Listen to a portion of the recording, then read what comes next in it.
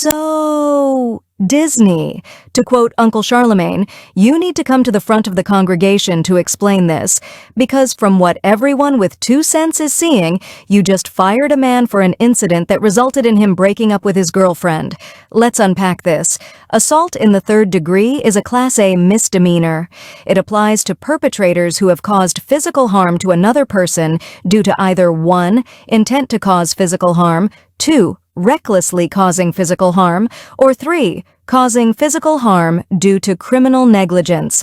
In this case, the jurors, 1 in particular, enthusiastically sought to find Jonathan Majors guilty of recklessly causing physical harm.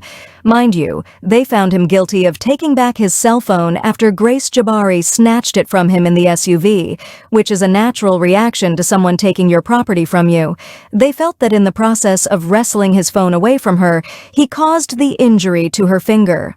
However, both physicians for the defense and the prosecution admittedly stated that they do not believe the injury to her finger was caused due to him taking his phone away.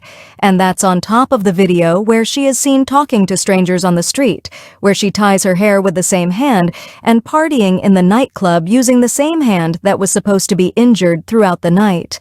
Both physicians for the defense and the prosecution testified that if she sustained her injury in the SUV by Majors, there was no way she should be able to use her hand the way she did during that night. Yet this jury still felt to find him guilty of recklessly causing that injury. Gee, I wonder why. Next, let's move on to harassment in the 2nd degree, which is also a misdemeanor, is when, with intent to harass, annoy, or alarm another person. 1. He or she strikes, shoves, kicks, or otherwise subjects such other person to physical contact, or attempts or threatens to do the same. This was tied to him keeping Jabari within the SUV and preventing her from leaving, which he did so he could run for his life to get as far away from her as he could. Everyone here at Reality Check figured he'd be found guilty for this. However, can you blame the man? Look what happened the second he let her go. We literally have footage of this man running for over 4 straight blocks, searching for freedom while this chick is on him like a bloodhound. It's so bad he's forced to stay the night away from the home he paid for in a hotel, only to come home and be locked out of it because she's passed out half-naked in his walk-in closet. And after he does the right thing and calls the police, the whole thing ends with him being arrested. Now, let's add the fact that the judge chose to suppress the testimony of the police officer in the case, stating that Jabari was the aggressor and why she should also be charged with assault.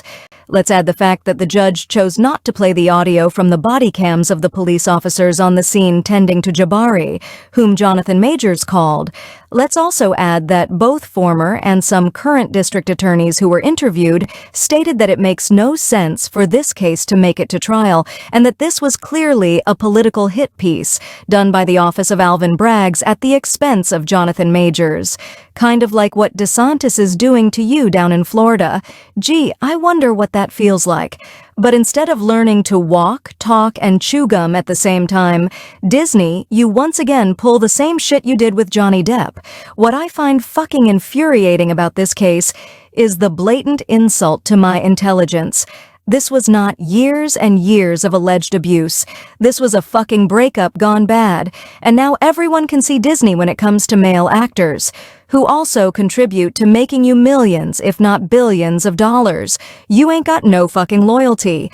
And this has been your reality check.